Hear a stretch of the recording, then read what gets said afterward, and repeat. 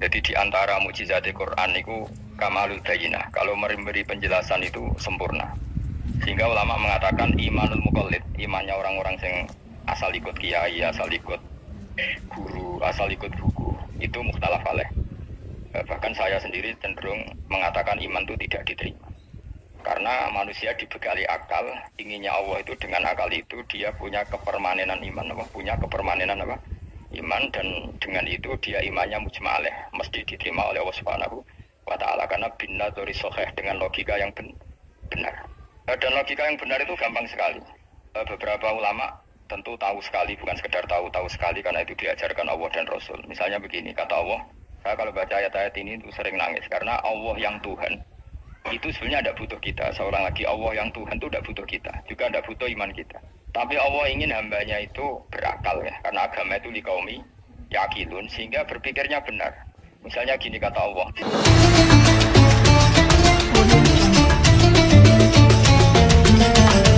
Misalnya gini kata Allah, nggak apa-apa kamu menuhankan selain saya itu tidak apa-apa kata Allah. Nggak apa-apa Yesus kamu katakan Tuhan, nggak apa-apa kamu katakan batu Tuhan, nggak apa. Tapi tolong prosedur ya, prosedur atau persyaratan menjadi Tuhan itu kamu lengkapi, yaitu punya prestasi menciptakan langit dan bumi. Kalau tidak semua surun semen kata Allah, sementing urun ya. Jadi sebetulnya itu kan rasional. Misalnya nggak apa-apa kamu merasa jadi presiden atau gubernur atau jadi wali atau jadi apa, yang penting prosedurnya dipenuhi. Itu kayak apa Allah baiknya pada kita. Sehingga saya berkali-kali, makanya menurut saya orang alim itu wajib memaklumatkan kalau dirinya alim, supaya jelas aturan mainnya.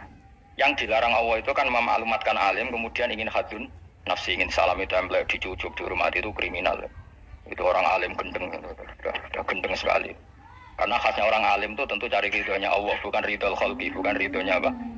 Makhluk itu lah ada siapa-siapa. Dan kita harus baku seperti itu.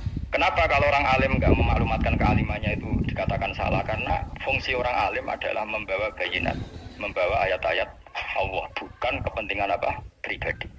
Makanya Rasulullah nanti dukung ngendikan idza zuharatil fitanu wal bid'u falyudhiril alim ilmahu wa illa fa'alaihi la'natullah wal malaikati wan nasi ajmain. Jika zaman akhir banyak bid'ah, banyak kebodohan, maka orang alim wajib menampakkan kealimannya. Jika tidak, maka dia mal'un, dilaknati langit dan bumi. Karena sebetulnya logika tentang Tuhan itu gampang sekali. Saya ulang lagi ya. Saya punya sekian contoh betapa tauhid itu mudah. Jadi kalau ada orang bilang ikhlas itu angel, ya dia sendiri goblok karena nggak tahu logika nopo. Ikhlas itu justru gampang. Misalnya kamu ngamal demi manusia, manusia itu umurnya hanya berapa juga, kan pasti mati. Lalu kalau dia mati tidak berkutik, bagaimana Anda bersandar sama seseorang yang mati dan tidak berkutik? Sama-sama bersandar sama zat sing al-hayyul qayyum, sama zat yang abadi. Kamu latih terus akal kamu. Misalnya saya punya jamaah banyak, mereka itu kan nggak jelas surganya. Kok harap-harap syafaatnya piye? Soalnya jamaahku mlebu neraka kabeh. Kan nggak mungkin nyafaati saya. Atau mereka mlebu swarga kabeh, wis sibuk kelon dewi dadari, mungkin ada ngurusi saya. Jadi dua kemungkinan itu sama-sama ada ngurusi saya. Mlebu neraka ya rasanya nyafaati, mlebu swarga udah sibuk napa? Ngelani widadari karena trauma di bocah elek melarat macam-macam. Sehingga kiainya aja ada. Wis ora takok Gus Aneng di sesuatu takok. Wis ribet dhewe no. Nah, tentu saya juga sibuk sowan pangeran, sudah saya itu makom saya sudah sibuk sowan pangeran. Kowe pesta seks sing kula sowan pangeran. Wa swargame wayate pokoke inna ansana gunna napa? Insa'a faj'alna gunna. Abkaro bar kelon dadi perawan neh berarti kelon iki. Ceripet. Kula insyaallah melok daftar sing fama ingkana minal muqarrabin farahu warehan. Jadi surganya muqarrabin itu enggak ada sifatnya. Di situ enggak dibakas bidadari makan-makan enggak, tapi farahu warehan, satu surga yang sifatnya rohani karena nggak bisa disifati. Tapi saya daftar di situ ya hanya beberapa jam, baru gue gabungkan. Salahane kok, taruh rasanya mengayu juga keberatan. Ya tapi saya tentu punya dua kelas, supaya punya kartu premium dan ekonomi. Saya tidak tertarik lah daftar yang premium, dong nanti repot lah. Saya itu sering nangis kalau baca ayat seperti ini. Bagaimana Allah yang Tuhan kemudian tidak butuh apa, tapi Allah saking baiknya itu membuat tatanan logika kita. Saya tidak akan bosan-bosan sampai sowan Allah. Bahkan andai kan saya masuk surga dengan faham ini, saya milih faham ini. Karena faham ini itu menguntungkan agama lillahi kalimat lillah. Sementara masuk surga itu hadun nafsi. Banyak ulama mengatakan, kenapa Anda tidak ingin mati? Padahal Anda mati masuk surga. Katanya, saya takut kehilangan momen sujud karena sujud adalah hak Allah, sementara surga itu hakun nafsi, keinginan saya. Tentu saya mendahulukan hak Allah ala hakin nafsi. Itu makam-makam yang, dan itu nggak bisa kamu copy paste. Orang yang pada kelasnya akan merasakan seperti itu. Dan kamu tidak perlu minat, malah paham. Jadi sudah dengar saja, apa? Dengar saja. Nah, begini misalnya, saya berkali-kali bilang, kenapa ulama dulu, saya ini kan di Sarang juga ngajar tauhid, dulu saya ngajar kubrul yakiniyat di beberapa madrasah, termasuk di Sidogiri saya juga ngajar tauhid. Di sini saya ngajar tafsir, tapi yang saya titikkan juga tauhid. Begini, saya hidup di dunia ini, terutama saya memang ingin menerangkan tauhid, sebagaimana Allah menerangkan. Begini ya, Jubair bin Mut'im, saya tidak bosan-bosan cerita ini. Jubair bin Mut'im itu termasuk Dahiyatul Arab, cerdas-cerdasnya orang Arab. Dia ditunjuk sebagai negosiator untuk membebaskan Asra Badrin, tawanan perang Badar yang kalah dan ditawan Rasulullah dan para sahabat. Kemudian harus ditebus dengan uang. Oke, disepakati. Terus singkat cerita Jubair bin Mut'im itu datang ke Madinah. Dulu karena tidak ada hotel, tidak ada penginapan, ya memang nginapnya orang musyrik itu di masjid. Ya sehingga itu lazim saja. Kamu tidak usah jadi liberal kemudian bilang musyrik boleh di masjid, ya tidak perlu seperti itu. Kamu juga tidak perlu goblok mengatakan tidak ada ceritanya orang musyrik nginap di masjid, karena ya ada tarikhnya seperti itu. Jadi tidak perlu goblok, ya tidak perlu liberal. Paham ya? Kalau kamu bilang wah, naono wong musyrik oleh nginep di masjid, kamu liberal. Padahal konteksnya dulu memang nggak ada hotel. Tapi kalau bilang nggak sama sekali juga goblok, karena sejarahnya pernah ada. Milih di goblok atau liberal? Apa milih jelas? Nggak milih aja, ngaco aja. 01, 02, apa 00? Milih mana? Goblok, liberal, nggak milih. Nah, ketika Jubair bin Mut'im itu datang, gelala Nabi itu sholat maghrib, ngimami. Nabi baca surat Wattur wa kitabim mastur fi rabbim mansur wal baitil ma'mur. Kemudian di pertengahan surat At-Tur itu kan ada ayat yang menurut saya itu sangat bagus. Jika di kamar saya, di rumah saya itu tak figur ayat itu. Kita harus dilatih berpikir. Kata Allah memulai argumentasinya, am khuliqu min ghairi syai'in. Apakah kejadian alam raya ini seisinya tentu diciptakan tanpa sebab? Misalnya begini, alam raya ini kata orang nihilisme atau komunis atau orang-orang paham nihilisme, itu kan dimulai dari ketiadaan. Logika ini kan goblok sekali. Berarti kalau alam ini kadung wujud, kamu kan tahu kan langit bumi sekarang kan wujud. Ya, langit bumi sekarang kan jelas wujud. Berarti logikanya adalah al-adamu yakhluqu makhlukon, sesuatu yang enggak ada menciptakan sesuatu yang itu kan aneh. Di mana-mana al-adam ketiadaan itu tidak mungkin yakhluqu syai'an atau yu'athiru syai'an. Di mana-mana ketiadaan itu tidak mungkin mengefekti sesuatu yang ada. Wong kamu sebut tidak ada itu berarti tidak mungkin bisa berbuat apa kalau namanya tidak ada. Sekarang alam raya ini dimulai dari ketiadaan, terus kamu simpulkan sesuatu yang enggak ada menciptakan yang ada, itu gendeng apa enggak? Gendeng sarap ya. Orang usah dipatahin wong gendeng Subarno yang mau mati dewi. Jadi makanya Quran menanyakan mereka, am khuliqu min ghairi syai'in. Apa alam yang kadung wujud ini kemudian disebabkan oleh sesuatu yang tidak ada? Lalu kalau sesuatu yang ada pasti diwujudkan oleh yang ada. Nah, karena yang ada ini pencipta harus berstatus super. Nah, super ini oleh ulama disebut wajibil wujud. Maka Allah bersifat super, wujud yang paling prima, yang kausa prima. Karena pencipta tentu kelasnya harus di atas yang diciptakan. Makanya disebut, ulama dulu menyebut Allah itu apa? Wajibil wujud. Karena pencipta tentu lebih dahulu, maka harus disifati awal atau qadim, apa? Awal atau qadim.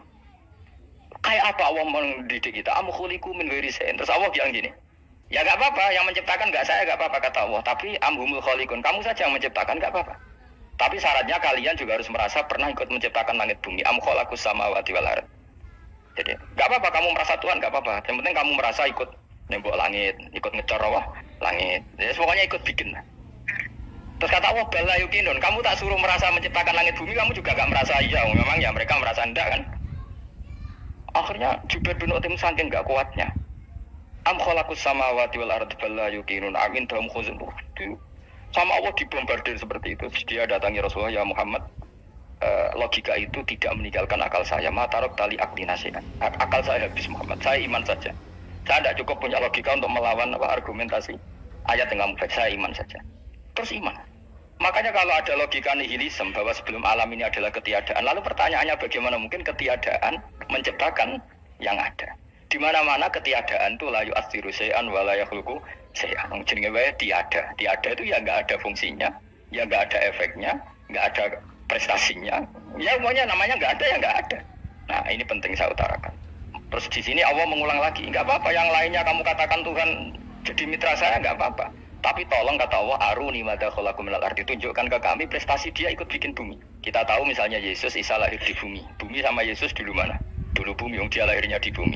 Lalu dia melata di bumi, jalan-jalan. Kemudian dia mengatakan ini bumi Tuhannya saya. Jadi bumi kok enak, bisa aku sih. Tua aku sih, bodoh-bodoh pangeran aku dong. Lebih apa? Tua. Jadi Allah itu gampang sekali. Nah sekarang orang iman itu kuat semua. Makanya ada wali-wali. Imane be Allah taklid, jaluke aneh-aneh, yo bojo ayu sugih jabatan. Bela Allah secara hujah aja enggak pernah, sudah minta.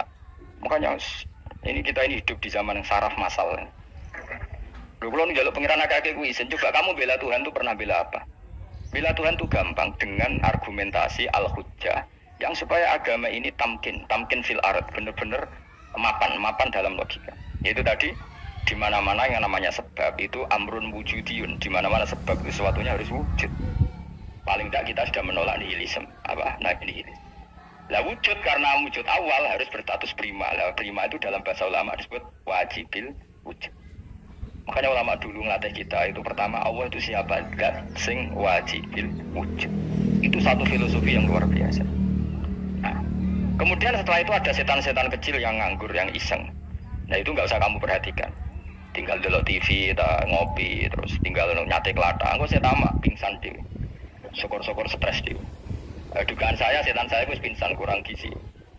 Karena memang setelah itu setan goda gini. Lalu sebelum Allah jangan-jangan ada wujud yang lain. Lalu Allah sendiri awal mulanya gimana? Kata Nabi, jika ada pertanyaan seperti itu kamu harus berhenti.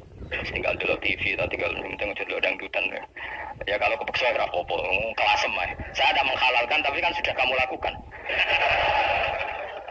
Karena itu lebih baik ketimbang pertanyaan filsafat. Banyak orang yang dulu sholat ketika sekolah filsafat tidak sholat. Alasannya sampai menemukan jati diri itu Tuhan. Dan itu bahaya sekali karena Nabi berkali-kali bilang kamu jangan mikir tentang Allah pasti rusak. Orang kamu mungkin rusak dari Nabi pasti rusak. Nah cara menghentikan gimana? Karena setan ini makhluk, akal-akalannya gampang. Tadi tak warai, ini saya sebagai ulama atau sebagai manusia atau sebagai orang awam atau sebagai siapa saja. Kadang ada pertanyaan seperti itu. Tak tinggal angling darmo, kan pusing setan kan ngenteni. Weh, ngenteni bar lo angling darmo. Bariku aku lesu mangan mie. Bar mangan mie waret turu kan dia ngenteni terus mau bikin was-was lagi. Ternyata saya sibuk kan enggak bisa masuk deh. Bangun tidur aku selali pertanyaan tadi. Dinteni. Nah, dia masuk lagi aku sibuk ngajak anak jalan-jalan. Jadi saya kalau jalan-jalan di pasar itu wis enteni santai wae. Itu memang resep dari Rasulullah. Jangan sampai orang terjebak filsafat yang sampai menanyakan eksistensi Tuhan. Dan dia tidak mau iman, tidak mau sholat, tidak mau puasa sampai menemukan Tuhan itu siapa. Itu jelas minasyaitonir rajim, itu perilaku setan. Makanya Rasulullah setiap ditanya sahabat gitu itu Nabi guyu-guyu. Dan guyunya Nabi itu kata Nabi, baguslah kalau kamu takut Tuhan kalah kata Nabi. Nabi gojok gitu. Maka ada ulama yang punya seni berargumentasi yaitu Imam Ghazali. Jika setan tanya kamu lalu sebelum Allah jangan-jangan ada wujud yang sebelum Allah. Kata Imam Ghazali ya itu saja yang Tuhan. Yang Allah ini enggak jadi Tuhan. Ya berarti wujud sebelum Allah itu yang benar-benar Allah. Kalau kamu bayangkan lagi, jangan-jangan sebelum itu ada wujud lagi. Ya itu saja yang benar-benar Allah. Sehingga tetap Allah itu menang terus. Paham ya? Yang jelas jangan sampai didahului Adam. Karena kalau didahului Adam lebih ngeri lagi. Karena sesuatu yang enggak ada menciptakan yang ada itu lebih buruk lagi menurut akal. Menurut apa akal? Nah, daripada kamu nggak saling Imam Ghazali, tinggal saja dulu tadi dulu sinetron. Itu yang lucu aja. Itu yang lucu-lucu. Dulu apa mencari Tuhan. Pokoknya saya aneh-aneh, saya mau goblok-goblok, saya lucu-lucu. Saya perane wong apa? Saya sering diproses saya Gus Salim jenengan sering dulu sinetron sing ono dialog wong goblok-goblok. Wong goblok itu menarik cara kula. Apa ya? Cara pandang itu di luar dugaan saya karena kula berkali-kali kalah wong goblok. Jadi makanya ini tak cerita nih beberapa kali dari Gus cerdas berkali-kali kalau goblok. Ada seorang santri itu ingin dibelikan bapaknya itu sepeda motor. Bapaknya wong desa, senengane ngurmat sapi wedhus.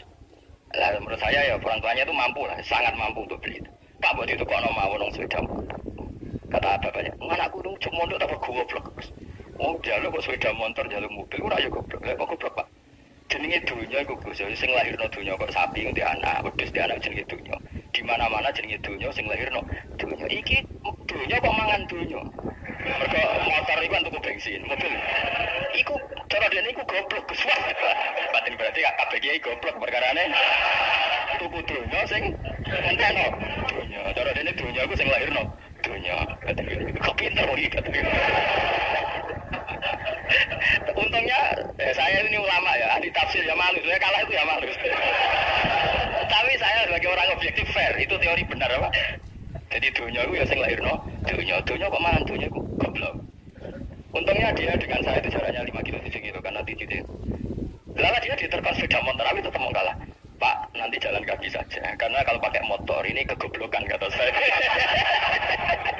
Terus mendingan, lu mau kalah kan?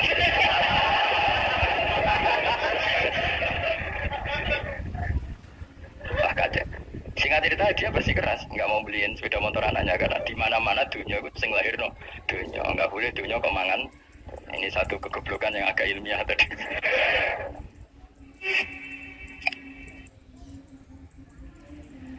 Nah, Imam Asy'ari juga ngalami hal yang sama. Imam Asy'ari itu punya, kita kalau ahli sunnah kan 2 partai ya. Ya dalam ahli sunnah itu hanya ada 2 partai juga. Kalau ke Asy'ari ya Maturidi. Ya, dan sama-sama alim. Ya kalau terpaut ya paling 5%, 7% ya. Kealimannya Asy'ari dan Maturidi. Imam Asy'ari itu bikin logika yang jelimet seperti saya sekarang ini. Logikanya jelimet tapi permanen. Jadi yang saya ajarkan tadi itu logika yang jelimet tapi apa? Permanen. Karena tadi alam raya ini kadung wujud. Kalau kadung wujud, pasti pewujudnya yang menciptakan wujud pasti adalah kewujudan. Karena al-adam la yu'athiru syai'an. Di mana-mana kenihilan tidak yu'athiru syai'an. Ya sepakat ya, gampang kan? Tentu wujud ini prima disebut wajibil wujud. Lalu Imam Asy'ari itu bersikeras. Kalau imanul muqall itu tidak diterima. Sebanyak keberatan ulama, tapi Nabi nyatanya yaktafi bi imanil arab al-khalina anin nadur. Nabi nyatanya mencukupkan imannya orang-orang Bedui yang mereka itu kayaknya tidak bisa mikir. Ya, Nabi yaktafi bi imanil a'rab itu wong desa al-khalina anin nadur yang mereka itu tidak bisa berpikir. Ingat cerita Imam Asy'ari survei. Coba ayo kita tanya orang-orang kampung. Ternyata kegoblokan orang kampung itu ya ilmiah, masyhur itu. Imam Asy'ari saja harus belajar dari wong awam, wong goblok-goblok. Kita kok ingin ya Bedui bima araf tarubat. Kowe kok iman be Allah iku bima araf tarubat. Lalu kamu tahu Tuhan kamu atas nama apa? Dengan logika apa? Jawabnya enak. Al-ba'ratu tadullu 'alal ba'ir wa asarul aqdam yadullu 'alal masir. Angger ana tletong ya ana ontane. Angger ana bekas delamaane wong ya ana sing bar liwat. Jadi misalnya ada bekas teracak anjing, berarti anjing habis liwat. Ada bekas apa ular ya berarti ular habis liwat. Ada bekas teracak manusia ya berarti manusia habis liwat. La wa hadzal alam atharun min athari qudratillah. Alam iki bekas mesti ana sing gawe. Jadi Mas Arif pinter juga, mesti logikane gak jelimet tapi angger ana tletong, ana sapine. Ana teracake wong berarti ana sing bar liwat. Dia ngomong gampang wa asarul aqdam ya dulu alal masir. Nah, terus Imam Asy'ari habis itu ngendikan, ya sudahlah dengan logika apa saja, meskipun karena zuri hadal arabi bagaimana cara berpikir Bedui ini, sementing ada natur. Apa ada? Ada natur. Ya natur apa saja. Misalnya orang ahli matematika mungkin bilang angka dimulai dari 1. 0 itu akal-akalane Khawarizm. Mereka ini kebingungan nulis 10. Tapi tetap angka itu dimulai dari 1. Kalau misalnya 1 untuk mecah kesulitan ya harus dimulai 0,1. Tidak bisa 0 tok. Jadi 0 dulu itu untuk mematahkan kalau jumlah itu tidak sampai 1. Tapi faktanya jumlah itu kan pasti 1 karena dimulai dari wajibil wujud. Khawarizm itu ya pintar matematika. Saya juga punya ilmu hisamnya Khawarizm. Itu kan dia karena kebingungan angka pecah. Misalnya 1 udah sampai 2, mau udah dulu 1,5 misalnya. Paham ya? Lalu kalau sebelum 1 tetap dia harus 0,5. Lalu hakikat 0,5 itu kan bagian dari wujud apa bagian dari Adam? Tetap bagian dari wujud. Jadi 0,5 itu kan khayal kuliah. Tawar ya. Mungkin saya ada ahli matematika ala wong kampus, tapi saya tahu kalau ala Islam itu lebih gampang. Misalnya gini. Sesuatu itu kadang kamu putuskan itu satuannya 1. Tentu ketika separuh kamu katakan baru separuh. Tapi sebetulnya ketika satuan itu kamu katakan 10, yang separuh itu sudah 5. Itu kan terserah sing bagi, no? Terserah sing bagi. Ya iya dong, misalnya 1 juta, 5-nya artinya apa coba? 500 ribu kan? Sekarang kalau 100 ribu, 5-nya jadi berapa? 50. Kalau 1,5 jadi. Nah itu kan terserah satuannya apa? Tapi tetap dari 0,5 itu tetap menunjuk sesuatu yang wujud. Yaitu 5-nya sebetulnya apa? 5 yang separuh tadi. Paham sih kalau maksud? Tetap nggak bisa sesuatu dimulai dari apa? 0. Nah, makanya kata Abdul Hamid Khan kalau dalam mendidik tauhid, itu gampang saja tadi. Alam raya ini kadung maujud. Kalau kadung maujud pasti disebabkan oleh sesuatu yang wujud. Karena wujud pencipta harus berstatus prima. Lah prima ini atau premium ini kita sifati wajibil wujud. Atau kamu katakan apalah kausa prima atau musabbibul asbab. Nah kelirunya kita dalam berislam itu, kritiknya para ulama, kita ini nyebut Allah dulu baru menceritakan status Allah. Kalau zaman Nabi itu dibalik. Status wajibil wujud itu kita terangkan dulu, baru yang oleh Islam itu namanya Allah. Paham ya? Kan beda, misalnya gini logikanya gini, kamu ketemu orang ateis, seorang lagi, kamu ketemu orang ateis, terus kamu ditanya, lalu alam ini yang menciptakan siapa? Allah Jalla Jalaluhu. Mesti kan tanya, man huwa Allah itu siapa? Kalau dulu Islam mengajarkan kayak gitu. Surat pertama turun apa coba? Iqra. Iqra itu gak nyebut kata Allah. Iqra bismi rabbika. Rabbika itu siapa? Allazi khalaq. Sebutlah nama Tuhan. Yang berhak menyandang Tuhan adalah zat yang pencipta. Itu tidak ada kata Allah. Di surat Mudatsir, surat kedua. Ya ayyuhal mudatsir kum fa'anzir wa rabbaka fakabbir. Bukan Allah fakabbir, wa rabbaka fakabbir. Sehingga cara berpikir gini dibalik. Sebutlah Tuhan kamu. Tuhan itu siapa? Yang berstatus Tuhan adalah zat yang berstatus pencipta. Nah, lalu pencipta ini oleh Islam dinamai Allah. Kalau orang ateis kamu langsung bilang Allah, man huwa Allah, pasti pertanyaannya Allah itu siapa? Lalu kamu jelaskan Allah adalah pencipta, Allah adalah wajibil wujud. Tentu lebih gampang kamu terangkan. Makanya Al-Qur'an terangkan amkhuliku min ghairi syai'in. Manane saya di sini manane ya Allah, apa? Allah. Apakah mereka diciptakan tanpa pencipta? Tentu setelah Islam tahu itu namanya siapa? Allah. Paham ya, kalau balik balik. Jadi sebetulnya Quran itu ngajari kita itu ilmu mantek yang luar biasa. Misalnya, ya Yuhanna su'budu siapa? Rabbakumul ladzi khalaqakum walladzina min qablikum. Sembahlah Tuhan. Tuhan itu siapa? Pencipta kamu dan pencipta orang-orang sebelum kamu. Lalu Tuhan ini oleh Islam dinamai. Tapi kalau langsung kamu bilang ke orang ateis atau orang Uni Soviet, Allah itu Tuhan, Allah itu siapa? Sebab itu di beberapa ayat dijelaskan dulu status Allah. Sifatnya Allah, keakhasan Tuhan. Yang dikatakan Tuhan adalah zat pencipta. Kalau tidak pencipta berarti tidak Tuhan. Sekarang Yesus pencipta bumi apa enggak? Enggak, karena dia lahir sudah di bumi. Begitu juga Fir'aun. Fir'aun itu kalah telak sama Nabi Musa gara-gara logika ini. Ketika Nabi Musa ditanya Fir'aun, wa ma rabbul alamin, lalu Tuhan itu siapa? Kata Musa, rabbus samawati wal ardi, yang menuhani langit dan bumi. Dari Fir'aun, enggak, ma'alim tulakum min ilahin wa irisa, jalan-jalan kemana-mana yang dikatakan Tuhan oleh masyarakat saya.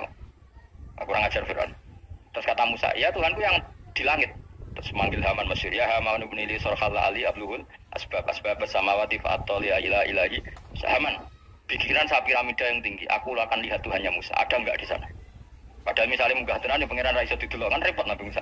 Wah payah ini lagi piramida nginceng pangeran tepraketo kan. Akhirnya Musa pakai logika. Ya sudah gini saja, Rabbukum wa rabbu abaikumul awwalin, yang menuhani nenek moyang kamu yang dulu-dulu. Mau itu langsung fabuhita Fir'aun. Fir'aun tuh kaget sekaget-kagetnya. Dan para penggal Fir'aun sadar. Wah kalau Fir'aun yang Tuhan, babanya tanpa Tuhan. Kan Tuhannya balita kan gitu kira-kira. Tuhannya balita. Tuhannya barulah. Itu kan jadi logika yang mematikan. Kalau Fir'aun Tuhan berarti babanya dulu yang wujud itu tanpa Tuhan. Karena Tuhannya barulah. Ini ada Tuhan kok datang terlambat ini kan. Akhirnya para penggawanya Fir'aun iman, macam gendeng ya Fir'aun itu gendeng. Itu pentingnya logika Rabbukum wa rabbu abaikumul awwalin. Nah sekarang orang tuh nggak belajar logika. Iman bi Allah orang mantep ning ati, cek iso diguncang setan, jalukane wis aneh-aneh. Jaluk swarga, jaluk gak mutu jero. Gak mutu. Makanya banyak wali kalau ditanya, kamu masuk surga sama sholat milih mana? Milih sholat. Kenapa milih sholat? Di surga itu demi hadun nafsi saya, pola-pola saya. Tapi kalau saya sholat, itu untuk hakku. Saya sebagai hamba, identitas kesejatian saya adalah menghamba. Soal nanti Allah bikin bonus surga silahkan. Maka sebenarnya masuk surga itu ada urutannya. Sebagai orang alim, saya urutannya adalah berkampanye sesering-seringnya, membuat logika supaya orang mudah ke Allah dan Rasul. Makanya di Quran itu gak ada orang disuruh masuk surga dulu itu. Ya Tuhan nafsul mutmainnah irji'i ila rabbiki. Kamu kembali ke Tuhan kamu dulu. Bahwa kamu makhluk yang butuh Tuhan. Fadkhuli fi ibadi. Kamu masuklah berstatus hamba dulu. Kesestatusan Anda sebagai hamba ini matangkan dulu. Bahwa saya ini hamba. Dibuktikan dengan suka sujud, suka ngamal, suka sedekah, suka tawadhu. Saya sebagai orang alim sebenarnya gak suka mulang. Karena takut. Nak kowe pinter kok nyanyi aku, nak goblok sawangane metodeku gagal kan dua-duanya ini merugikan saya sebetulnya. Saya ulang lagi ya, nak pinter kayak nyanyi aku, kan ya mungkin juga senajan rada mokal mungkin. Sanggep ae rada mungkin. Omone nak sing ndik kan yo, biasane hasud to ndik. Semua itu sebenarnya rugi semua, tapi Allah yang memerintahkan hak wong alim kudu mulang. Perhitungan itu tak buang semua. Sing ape nyaingi nggih monggo, sing tetep goblok nggih. Monggo supaya Allah ngutus mulang ya napa? Mulang. Meskipun tadi potensinya itu dua-duanya buruk, sing alim nyaingi. Kemudian nak mubalek terus didol ilmu Quran atau royalti tambah parah lagi. Nah aku gak pakai logika ya, pas pakai logika selesai semua. Disuruh Allah ya sudah. Seorang lagi ya, makanya saya minta ya surat Tur itu dibaca. Makanya baca Quran itu jangan terlalu egois, jaluk swarga. Statusnya dulu itu fadkhuli fi ibadi, kehambaan Anda posisikan yang mantap. Lagi wadkhuli jannati. Sekarang enggak dibalik orang ini masuk surga dulu. Kayak surga di kabling. Terawih arang-arang gue jaluk Lailatul Qadar. Lailatul Qadar wis kliwat. Wingi wis dul kejawi kan Pak. Sebagian ulama berpendapat Lailatul Qadar itu fikul ya sanatin. Apa fikuli? Karena Lailatul Qadar berdasar nuzul Quran dan nuzul Quran itu bisa saja hari Arafah, bisa hari apa. Ada ulama mengatakan Ramadan, tapi bisa tanggal 1. Nah, kamu kan pemalas ikut yang partai 21, 23 karena kan wis akhir-akhir kan wis enteng ya.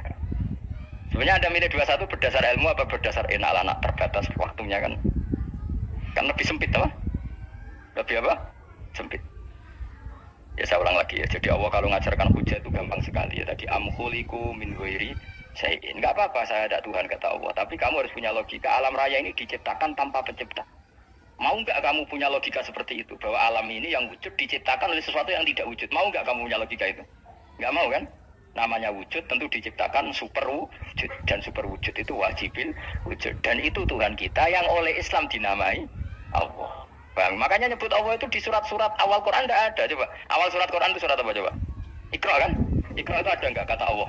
Enggak ada. Iqra bismi rabbika. Rabbika itu siapa? Allazi khalaq. Surat Mudatsir sama, ya ayyuhal mudatsir qum fa'anzir wa rabbaka fakabbir. Ya sudah seperti itu. Ya ayyuhan nasu ubudu rabbakum siapa allazi khalaqakum. Nah kita ini keliru metode. Pemenang wong tukang wiridan Allah. Tapi ora roh Allah sing sapa. Ya dia Allah. Dia nyifati Allah mau sing ngekei swarga, sing ngekei duwe, sing ngekei bidadari. Jadi Allah disifati sesuai selera yang menguntungkan dia.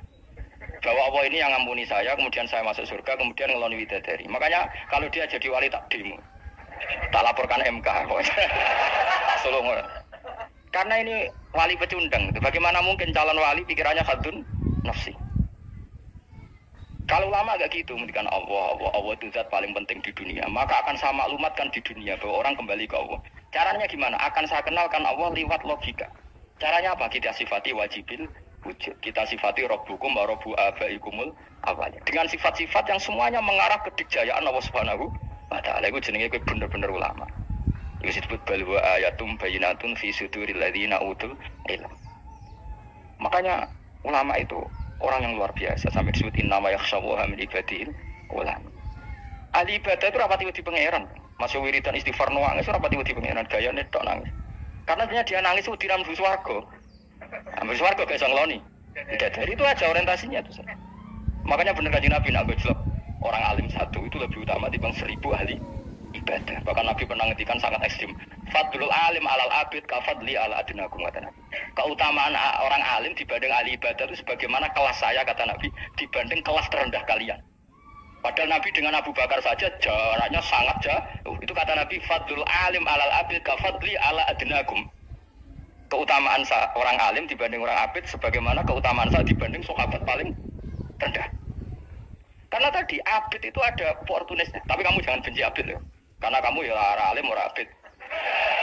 Saya saja yang kritik. Saya yang tanggung jawab di depan Allah. Orang abid itu kadang kan wiridan nganti nangis. Pikirannya apa coba? Wis rasane mungkin apa wiridan pikiran biasa. Di sepuro dosane. Terus apa kan? Lu swarga. Terus apa kene swarga? Aku takut. Saya aku takut ayo sing apen swarga apa kegiatan rencana pertama ya, Om. Wes gak usah munafik biasa wae. Om mau inna ansana benawa insya aja kalau ada jujur kok apik jujur. Bandingan kalau orang alim.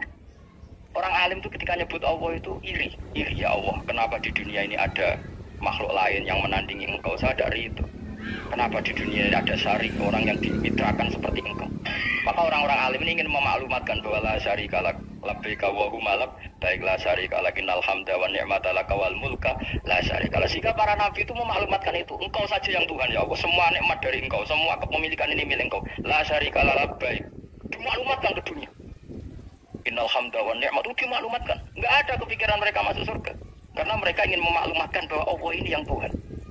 Sama tak ceritani Nabi Ibrahim jadi Khalilur Rahman, rumah samu kakek wiridan kaya kowe ndak. Wiridannya Nabi Ibrahim sama-sama mungkin banyak sampean.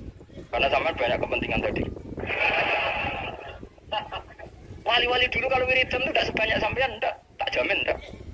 Pokoknya mau colek lokang 10.000 ndak biasa wiridannya. Tapi khosyahnya sama Allah luar biasa. Pertama Nabi Ibrahim diangkat jadi khullah. Khullah itu ya Khalilur Rahman itu. Itu dia wiridannya gini.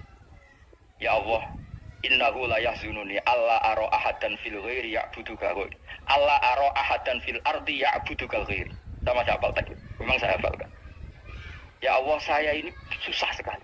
Kenapa zat sepenting engkau, kemudian yang menyembah engkau hanya saya? Ini tidak fair. Makhluk yang enggak penting saja punya umat. Makhluk-makhluk yang enggak penting aja jadi pusat perhatian. Misalnya artis atau presiden atau gubernur atau tokoh top. Semuanya jadi presiden. Padahal semuanya itu makhluk yang enggak sepenting engkau. Ini zat yang sepenting engkau, kemudian yang tahu kalau engkau penting hanya saya, ini tidak fair. Nangis dan nangis ini tidak fair. Innahu la yahzununi alla ara ahadan fil ardi ya'buduka ghairi. Saya ini susah Gusti, susah sesusahnya. Zat sepenting engkau, kemudian yang tahu kalau engkau penting itu hanya saya. Wah, ini tidak fair. Loh, coba kalau orang mencintai sesuatu kan gitu. Misalnya kita bojo ayu, kemudian wong liya kabeh darane elek, mangkel orang. Mangkel enggak? Kamu beli Alphard.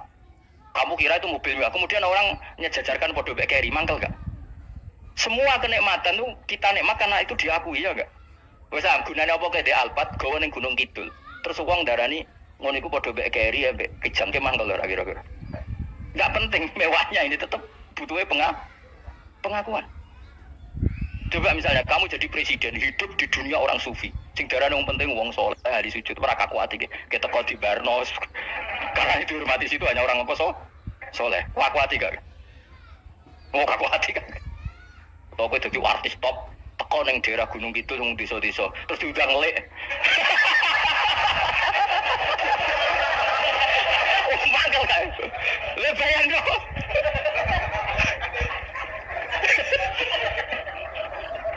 Oh, kamu menteri top, menteri BUMN, barang dolan itu iso diundang lek. Ada sewalang lek ngono. Semua kan. Karena orang keren itu butuh pengakuan apa? Meski misalnya di bojo ayu terus wong liya kabeh darane eleke mangkel gak? Sebetulnya orang merasa nikmat itu karena pengakuan.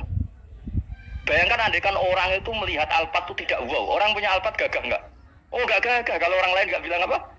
Oh. Dia mau misalnya di Gunung desa terus orang desa nganggap kamu model tepak terus saya mau badhe numpang wedhus kula angsal Pak. Kagak ati. Habis kan.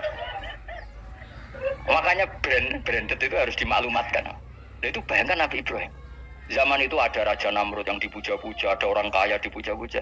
Kemudian engkau yang Tuhan, pemilik langit bumi, enggak ada muja-muja engkau. Ini enggak fair ya Allah. Nangis. Orang kok kowe eling pangeran sak jam swarga Gusti. Dasar gak bakat wali.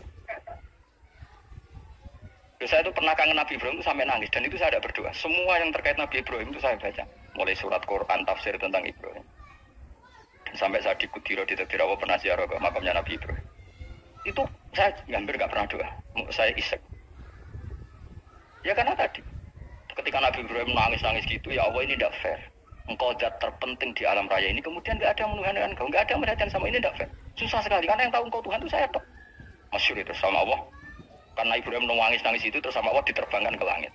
Disebut wakadhalika nuri Ibrahim malakutas sama. Di langit ada jutaan malaikat sujud, jutaan malaikat ruku, jutaan malaikat baca tasbih.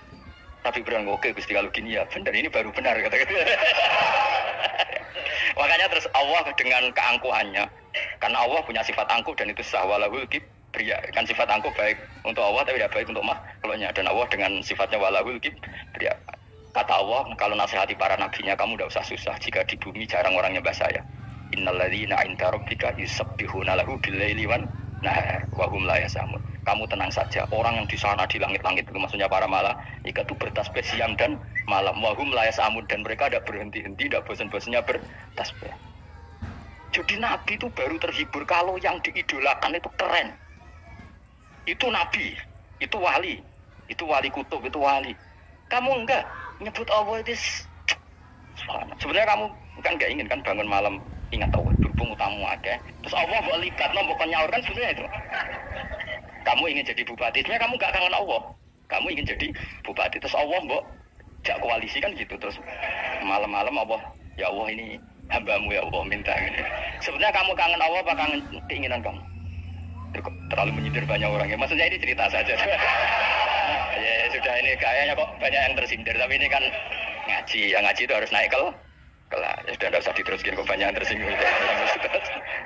Ya sudah tidak usah diteruskan. Walau ya akhidu mau mengalap sapa Allah anas saya manusa bima kan perkara kasabuka nglakoni sapa anas. Minal ma'asi sing pira-pira maksiat. Mataroka. Mongko ora ninggal sapa wa ta'ala dzuri ing atase dhuwure artayil arti minda batin saking kewan apa wae. Nasama tegese kewan tadubu kang melata pun nasama alih ing atase arep. Kalau saja Allah ingin merusak manusia karena dosa-dosanya, pasti tidak disisakan beberapa sesuatu yang jadi kebutuhan manusia, termasuk dabang. Misalnya nggak ada hewan, nggak ada tanaman, nggak ada apa saja di bumi. Karena Allah ingin mengadab manusia. Tapi nyatanya di balik mereka maksiat, tetap fasilitas kepentingan manusia ada. Karena sifat ghafurnya Allah, sifat rahmannya Allah. Walakin akhiru tetapi ini ngakhirna sapa wa kuming wong akeh ila ajalin temu kemaring batas musamar kang wis ditentono. Ayo mil kiamat titik dina kiamat. Faida ja mongko nalikane teko apa ajalum ajale wong akeh fa inna wa mongko satuna wa taala iku kana ana sapa wa ibadi kan kawulan apa basiran dat sing mirsani. Fa jazi mongko males sapa wa ing wong akeh ala amali ing atase wong ngamali wong akeh. Carane ngemales Allah tentu profesional atau prosedural bi isabatil mukminin kelawan ganjar wong mukmin wa iqabil kafirin lan nyiksa wong kafir. Ya jadi Quran itu gunanya ya membuat logika yang benar supaya orang itu menghindari kesalahan. Jadi menakut-nakuti itu kalau nggak harus tentang neraka, takut dari kesalahan, takut dari kebodohan. Kan kita juga takut kan punya pemimpin yang salah, takut punya kasus, takut kepleset. Ketakutan tidak harus dari neraka. Makanya saya berkali-kali bilang, saya sering dulu dinasihati Mbah Mun, dan aku kena alim, aku sering mau tafsir, mari goblok dari Mbah Mun. Maksudnya mari goblok itu gini, mufassir itu manusia, kadang dia itu satu ayat umum, dia mendiktekan ke satu kasus, padahal kasusnya lebih umum. Makanya berkali-kali sama nani umpomong ini, contohnya ini, karena nanti itu mengikat. Misalnya gini ya, saya ulang lagi ya, dan gayamu kayak wong alim. Coba andikan kapasitas Anda itu RT, minta jadi presiden, itu ngelama apa doa? Tidak jawab saja. Lama. Jatah kamu untuk adab, kok jalih Lailatul Qadar, ini ngelama apa enggak? Mestinya jalurmu orang untuk adab itu bagus sih. Paham ya? Banyak ulama diajak istisqa gak mau, banyak itu ulama. Ayo istisqa kita karena sudah lama gak hujan.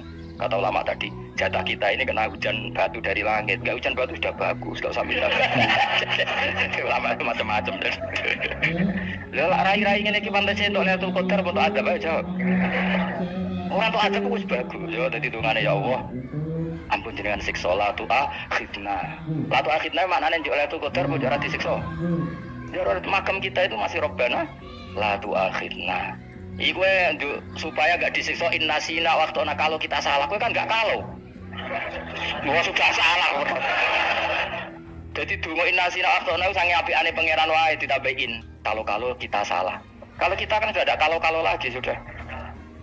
Sudah jelas salah berkali-kali lagi. Gue wong diisin.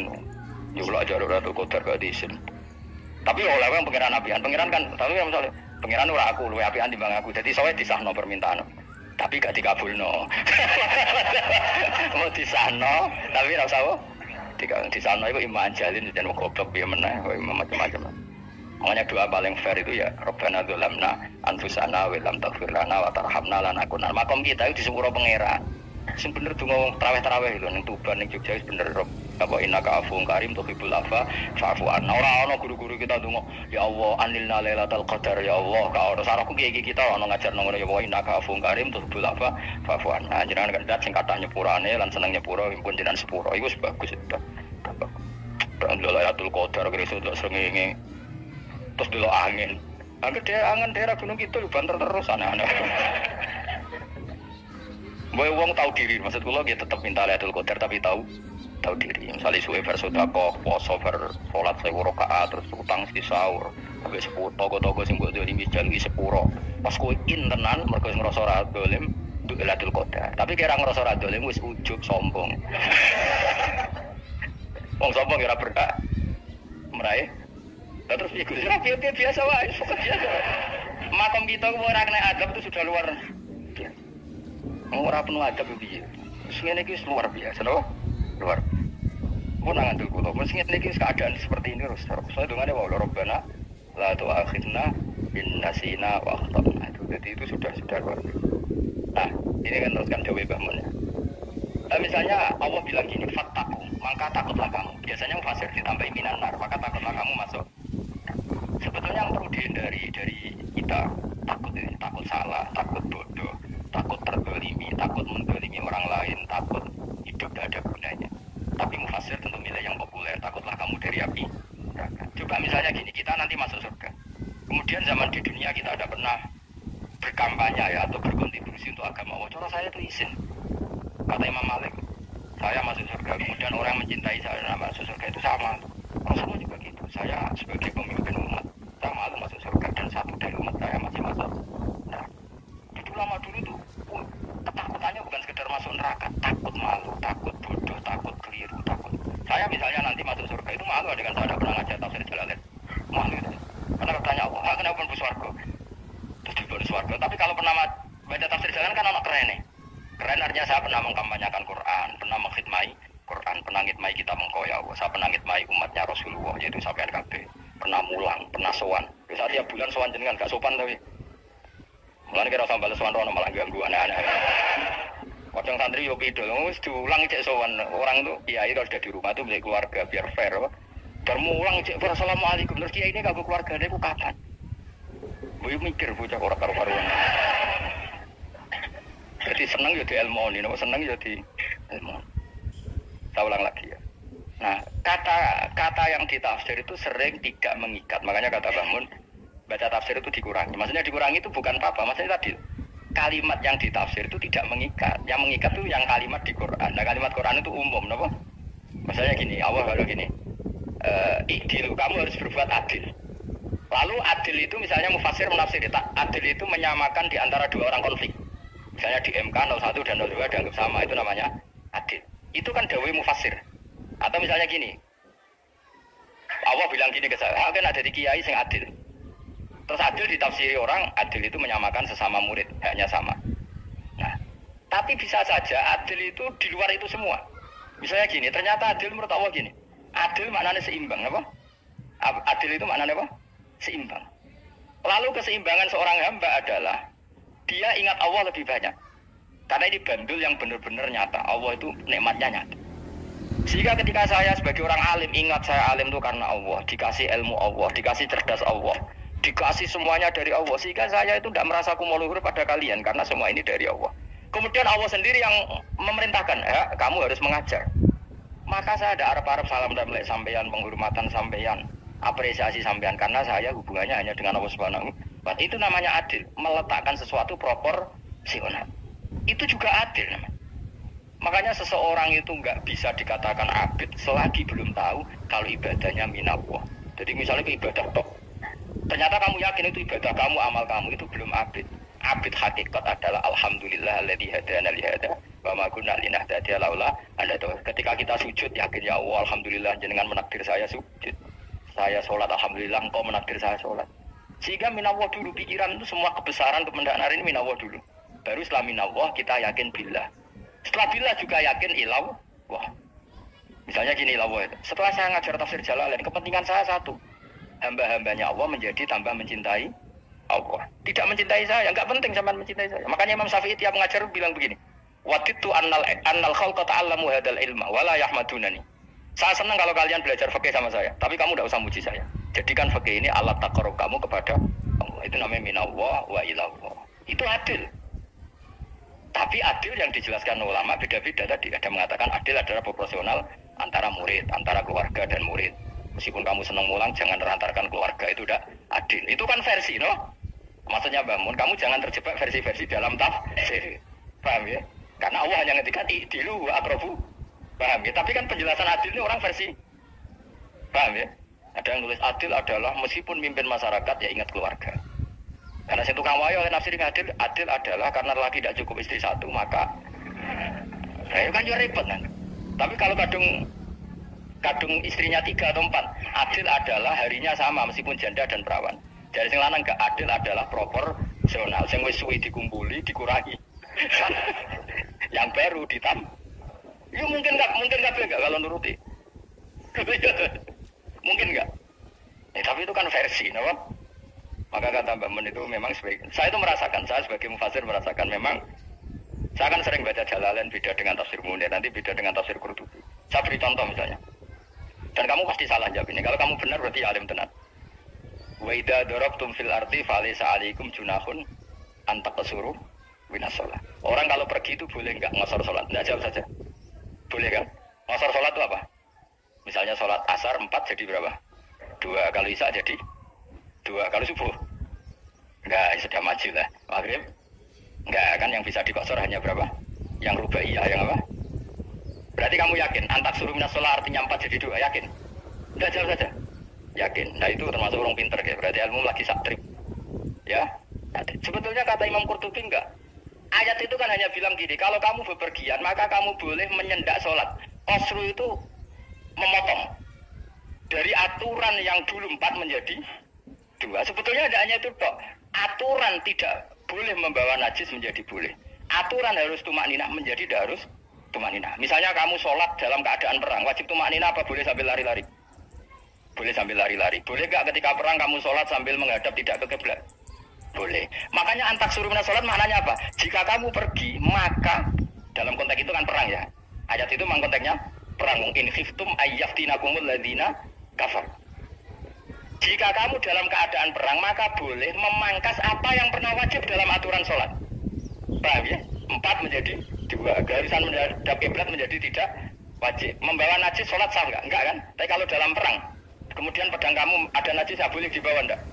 Boleh. Jadi maknanya tak suruh a'ammu min ayakuna qasra salat wa a'ammu min ayakuna wajibati salat yang sekarang enggak wajib. Semua itu namanya juga meringkas kewajiban.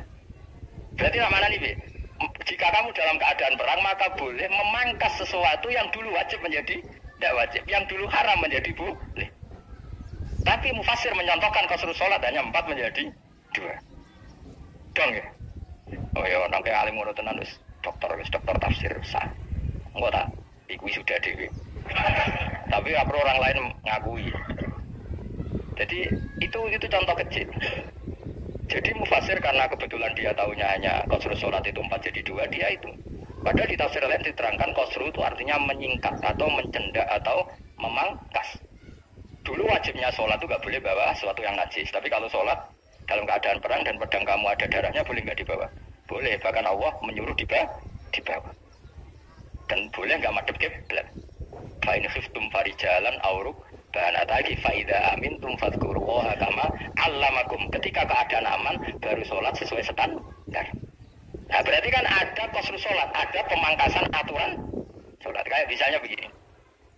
Dalam keadaan normal boleh nggak kamu motong pohon pisangnya tetangga tanpa izin? Nggak boleh kan? Tapi misalnya ada banjir bandang, kemudian kamu bisa selamat kalau motong itu wajib izin apa malah haram izin? Haram izin, harus kamu langsung potong, karena kalau tanpa begitu kamu dan yang punya wajib meridhoi. Kalau nggak meridhoi disalahkan syara malah. Paham ya? Jadi ini penyolongan yang wajib. Sampai sebab potong kayak ngelangi kan, terus gedangnya buat pangan itu berlebihan.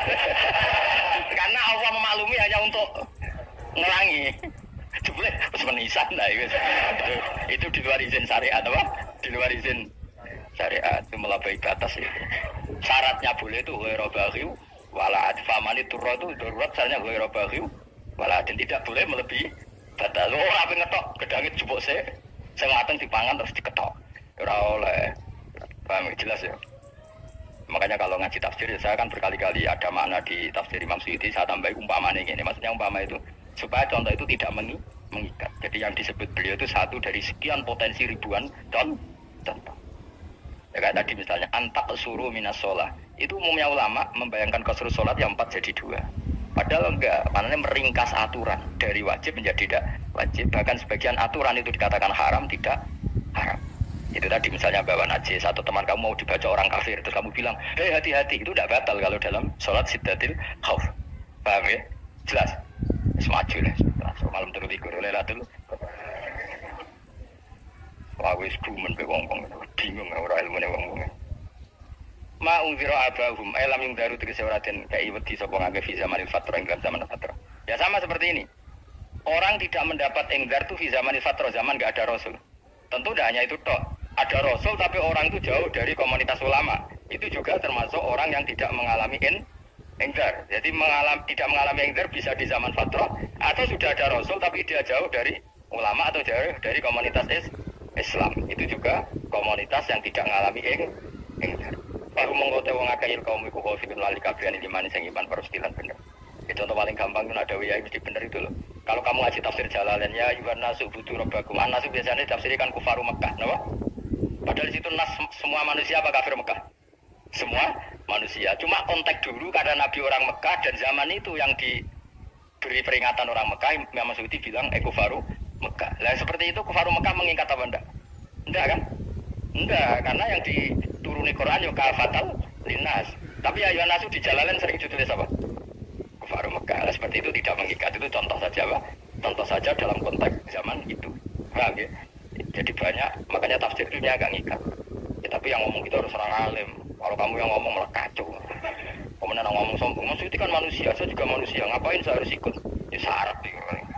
Ora wis sombong saraf, wis sombong saraf. Lakot hakko teman-teman fahum, lakot hakko teman-teman nyata pal kaul wa potita. Ayo wajib berarti wajib mana nyata alaksarim. Yang atas saya wakil bilakat. Lakot hakko teman-teman jadi nyoto pal kaul wa potita anane adab. Wajib berarti wajib apa adab alaksarim bilakat. Fahum mengkote wong akeh layu minun ora iman sapa ngakeh. Ilaksaru tegese udah agak wong ora iman. Zaman iku Mas. Ya, maksudnya zaman iku. Tapi jember boten ngerti. Tapi mungkin batu Isa semua orang iman, tapi ya banyak yang iman itu tidak bermanfaat lagi karena wis apa matahari terbit dari apa barat khina la yanfa'u nafsan imanuha lam takun amanat min qabl inna satam ning sunu jala ing sun fi anaqi ing dalam gulu-gulune wong akeh tak kaya akhlalan ing blengku biayu doma kabar diantu doma kabar rento ya di kumpulno ide maring anak kok palai kita dia nalgal karon satune wil iku ya jemau iso ngumpul-ngumpul wil ya ing tangan kalau unung maring geger maring napa gulu-gulu guri itu jenenge unung wong Arab nadarani kene ku unung nadarani kene ku akhir. Ya cari wong Arab, ya kene junub, kene kin akhir lah. Hulu nu ngeten tangan tidak kau tengok, napa? Hulu, napa ini jenenge cidok nih, jenenge guri-guri. Bayam kau tangan ilai di kumas matun tinggu pono ilat kau ni maring dagu. Meniki lho jenenge dagu. Jamu dakonin. Bayam mustama ulahyan. Kumpulnya dua dagu atau dua uang lagi cumanan. Baru mongko te wong akeh mukmahuna iku dadi bunder sapa wong akeh. Manane rafuna ngangkat wong akeh usaha ing sirahe wong akeh. Las tatiwo ora iso mampu sapa ngake khoda ing ngendekno rukus. Meneh dhewe maksudé wae ada iki mutamsilun mau bayangan, mutamsil gambaran. Lan kok gumun ulama riyen. Tadonono ya ulama dhisik utop wong dhisik nak ndaren bun neraka digludungno. Wong kafir usuk ben digludungno ning neraka. Iku yo pancen ngalim tenan wong dhisik. Mergo gambarane ngene, ora usah praktekno sampeyan, praktekno saiki wae. Lah praktekno sampeyan kaya sampeyan mlebu neraka. Dadi ngeten wong nak lugu kene, wong Arab nak ndaren iki ason-ason ngeten. Niki kan, niki jenenge apa? Dengkul itu kena dagu, terus tangan kena cidok tadi kan. Jadi uang itu dalam keadaan bunder, paham ya? Nah, melane malaikat kan nyatu terus duduk-duduk kan, paham ya? Jadi mereka yo, napa? Dengkul nempel dagu, paham ya? Tangan nempel cidok, terus ditaleni, paham ya? Terus ya karena duduk dong, melane uang kurang ada bunder apa itu? Oke, bayang lo saiki, sebenarnya gak usah mlebu maksudnya, paham ya? Mulane pemayu ora iso, wis posisi ngono, paham ya? Sebenarnya rasa dulu, maksudnya praktekno saiki. Orang dulu. Lah dawuh Imam Suyuti wal muradu tekang den kersane iku anagum sak temne wong akeh la tanu nek ora tunduk sapa ngakeh limane maring iman. Wala fatuna nek ora tunduk sapa ngakeh ora ndilukno usah wek sira wong akeh lalu krana iman. Tapi jawab Imam Suyuti, tentu tidak semua ulama sependapat. Jadi cara Imam Suyuti semua yang dikatakan Quran ini mau tamsil. Artinya mereka tidak tunduk, maknanya tidak menerima iman. Tapi itu cara Imam Suyuti. Ulama lain yang mengatakan tidak, memang orang kafir ketika masuk neraka dalam keadaan seperti itu dan digeludung. Ya tidak apa-apa, sama-sama benar. Ya sama-sama benar karena ya Quran itu milik bareng, milik bersama. Jadi kan banyak kalimat kayak tadi mengkosor sholat, meringkas sholat. 4 jadi 2 yang meringkas, paham ya? Dari aturan ketat menjadi agak longgar juga meringkas. Jadi semuanya namanya memotong apa? Memotong dari 4 menjadi 2 ya memotong, paham ya? Dari aturan wajib menjadi tidak wajib juga memotong. Nah, itu kan sama-sama benar. Lihat nanti konteksnya. Wajah analan guys apa ingsun mimpini aitim sanging ngarepe wong akeh sadan ing tutup. Mamin khalfim sanging gurine wong akeh sadan ing tutup. Fathisin sadan wa tumniha lan dumai sin sudan fil mautian dalam panggonan loro. Faksena mongko ngekeki gelap ingsun ing wong akeh mongko te wong akeh lan sirun rane kali sopong akeh. Tamsilun iki contohnya itu bisa dituruk iman maring ketutupe dalan iman alih ngatasi kufar. Nah cari maksudi kabeh iki mau tamsil dadi ngene. Dari depan kami kasih tutup, dari belakang kami kasih tutup, kemudian mereka saya kasih kegelapan, maka mereka tidak tahu. Mananya apa? Dari arah depan yang mereka enggak ngerti pentingnya iman, dari arah belakang yang mereka tidak ngerti pentingnya iman, maka mereka buta, artinya tidak iman. Itu sorry Imam Suyuti. Tamsilun ini hanya perumpamaan lisat diturukin iman, yaitu tertutupnya jalan-jalan iman. Tapi ulama lain mengatakan ya enggak, memang pernah ada peristiwa di mana orang kafir ngepung Rasulullah dan mereka dari depan matanya dihalangi, dari belakang dihalangi, sehingga ketika Rasulullah keluar mereka tidak melihat. Itu ya nyata ya, jadi makanya ngaji ya. Jadi kan keren. Oh ini ada sekian tafsir terus gue ngomong kan kayak wong alim keren. Nah tak kata siapa? Ono rekamannya. Tapi orang ngaji dhewe. Tak tahu kata siapa? Ada rekamannya. Lah aku tak ada kata siapa Gus? Tak dudukno kitabe. Lah aku dudukno rekaman niku sampai zaman akhir wis maju. Soale sing rido kan. Enak kok jadi orang alim enak. Nanti itu jadi orang alim ya rugi. Tadi nanti kan gitu. Syabdul Qadir masuk surga. Entah ini gelombang kedua dan para penggemarnya.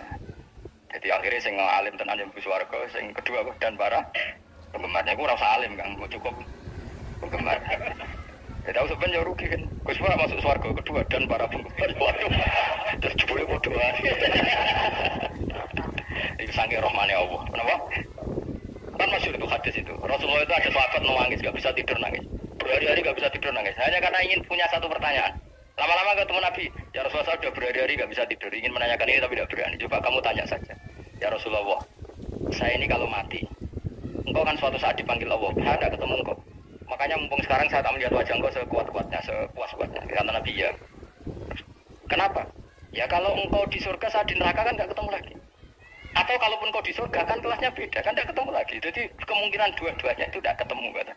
Karena tadi bisa saja, ya artinya Nabi karuan di surga, saya di neraka tidak ketemu. Atau engkau di surga, saya di surga pun beda kelas, ya nggak ketemu. Terus kata Nabi, nggak begitu aturan mainnya. Almarhum ma'aman, orang itu sesuai yang dia orang bersama orang yang dicintai. Jadi ya saya harus ikhlas kalau kamu saingi nanti. Ya takdir no. Wasawana ni bodoh kali ngatasi wong akeh angker tau itu ngekei peringatan sira gumeng wong akeh tahqiq hamzatin angker ta. Wa dari saniyati alifan angker ta kumata sili ala nasil hamzah wa itu khali alifan wa pun alif bin musahalan dan hamzah sing ditasil wa ukhra lan ya wa tarki lan tinggal itu khol. Amnam tung wirhum wong ra wis bakat kafir mbok elingno cek rambu elingno tetep layu minun ora gelem iman. Lah sing iman iki sapa inamatung diru ang mestine ngelingno sira. Maksude yan fa'u tegese manfaat iku ing daruka peringatan sira. Peringatanmu manfaat man ing wong itaba kang nganut sapa man atikra ing Quran tegese Quran. Wa khasyalan wedi sapa man Ar-Rahman ing Allah Rahman biluibi padahal ora roh pangeran. Ya khofa tegese wedi sapa ing Allah bahwa alam nyaro ora ningali sapa wong ing Allah. Lane biluibi itu apa? Takut Allah dalam keadaan toh dia tidak melihat Allah lang. Mergo tak tafsiri biluibi barang gaib ning Indonesia terjemahane hantu. Melihat alam gaib itu maknanya apa dalam bahasa Indonesia? Hantu. Mulane biluibi rata terjemah apa? Ya namanya ini wakasih alam di sobong Ar-Rahman yang wasir Rahman bilwi padahal dia nira roh langsung. Ya orang usah diterjemah ya. Terjemah itu barang gaib malah repot. Babasir monggo ngekei berita gembira sira yang man bimaghfiratin kelawan pengemuranan wa ajrin dan ganjaran karimin kang terhormat. Orang yang seperti itu yang ikuti Quran dan takut Allah itu layak mendapat maghfirah wa ajrin karim wa ta'ala jur karim wal jannatus warga. Inna satun ingsun wa nahnu ya ingsun iku nuhi uripno ingsun al-mauta ing sing mati dibasi krana pas. Wa ana tubulan nulis ingsun fil lauhil mahfuz ma ing apa wae kodamu kang nglakoni sapa ngake fi hayati. Di lauh mahfuz apa yang pernah kamu lakukan ditulis min khairin kaabian wasari dan keelean li jazau supaya dibalas sapa ngake ali ing atase iki. Wa asara mulan yo tak tulis bekas-bekas kelakuan. Matek se perkara ustuna kang digawe sunah apa bima badhe sak usum ngake. Jadi perilaku kamu ditulis setelah kamu mati ya masih ditulis yaitu bekas-bekas sunnah kamu yang pernah kamu lakukan. Jadi misalnya kayak kok penemu judi, selama ada orang judi ya kamu dapat, paham ya? Loro gak gitu. Makanya ulama ngendikan dulu tubalil amwat, tubaliman mata wa matat ma'ahu dzunubuh. Bejo wong mati kemudian dosa-dosane melok mati pisan. Manane dia mati dalam keadaan tidak pernah melahirkan sunnah keburukan, paham ya? Tapi bejo wong sing mati kemudian dia meninggalkan sunnah kebaikan yang diikuti terus. Kok sampean ini lho bener. Gak paham jalan lah, mau jalan harus ngaji. Sehingga sebenarnya anak gak paham lah ya gue. Lu kok gue jalan yang bisa bapak arah paham lah ya gue. Itu sudah bagus. Apa? Bagus. Jadi pokoknya hanut tanam ya hanut. Pokoknya keren, pokoknya keren sama nu keren. Jadi nanti sebenarnya anak tuku jalan yang takoi pak. Kok tuku jalan di sini bapak aku nih lemari gitu no. Jalan. Lah tapi di sini bapak paham juga ya paham bodoh. Gue stop, stop. Jelas ya itu anak tubuh mangkot kamu. Wah, taruh makanya sisa-sisa amal kita, bekas-bekas amal kita semuanya adalah ditulis oleh Allah Subhanahu wa taala. Lan kula kepengin jenengan nate syukuran, bisa nate syukuran pertama anak kita bisa sholat. Wiling-wilingan banyak orang syukuran perkara ulang tahun. Kenapa pertama anak kita bisa sholat, kita ada pertama syukuran. Padahal sholat itu yang menjadi identitas anak kita, kehambaannya ila yaumil qiyamah. Boyo orang itu gitu. Sehingga nanti anak kita tuh senang sekali. Itu saya itu kalau agak marah, itu anak saya yang paling kecil, baru umur 6 tahun. Itu tahu-tahu bilang, Pak saya sudah sholat. Karena dia tahu, saya itu paling terhibur kalau ada berita sudah sholat. Jadi itu penting, supaya orang itu tahu orientasinya Bapak itu sholat. Jadi jangan sampai terus anak kita kalau ulang tahun syukuran, tapi pas sholat kita dingin-dingin saja. Lama-lama anak kita berperasaan sholat itu tidak penting. Buktinya apresiasi Bapak biasa saja. Itu contoh kecil. Jika nanti tertanam, anak kamu tertanam, nanti cucu kamu tertanam.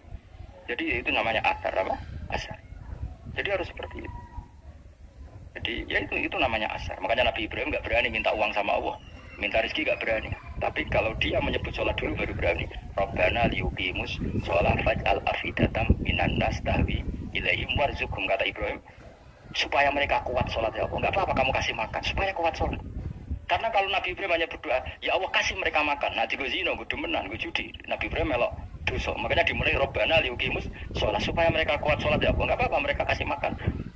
Tadi supaya di sholat jadi pokok. Kenapa kita makan? Supaya kuat sholat. Andai kan Ibrahim hanya berdoa supaya kasih makan mereka. Kemudian kekuatan itu dipakai maksiat. Ibrahim kan ikut dosa. Itu sirinya kenapa doanya Rabbana liyuqimus sholat ya. Jadi kata liyuqimus sholat didahulukan apa? Supaya mereka kuat sholat. Maka kasihlah makan, kasihlah rezeki. Jadi supaya sholat jadi pusat orientasi. Itu harus dilatih. Ya tentu kamu latihnya sidik-sidik. Anaknya sopo kan gitu, tapi ini kan cerita aja. Maksudnya orangnya biasa wae, maksudnya aku mau cerita. Gue gelo ya monggo, terus mutung ra ngaji ya monggo, gampang. Gue ra ngaji, gue murid kok gue gampang. Gue guru gue aku gak ngelan. Ya maksudnya sing gelem ngalah teko ini kan. Oh, liane larang kan nyewane. Wa asarohum lan bekas-bekasnya mereka. Makanya ketika Ahmad bin Hanbal itu ahli hadis karena selagi riwayatnya dia dipakai orang tahu Rasulullah itu karena ahli hadis. Bener yang paling hebat tentu qala Rasulullah. Tapi apa artinya qala Rasulullah kalau enggak diriwayatkan dari ulama sampai kita. Tapi apa artinya sampai kita nek gak ono sing ngalahi maca ngene iki. Mburohno maca ngene. Paham ge? Ayo jajal ke tuku kitab Mustad Ahmad. Nek ora gudi larang ngono. Mergo ora ono sing maca ora ro isine, paling mau kenangane apa? Gudi larang. Tapi baru kan sing maca kemudian bisa ini juga asar. Misalkan kowe oleh niru aku mati ngorek jalan. Ora niru. Tapi aja niru sesate.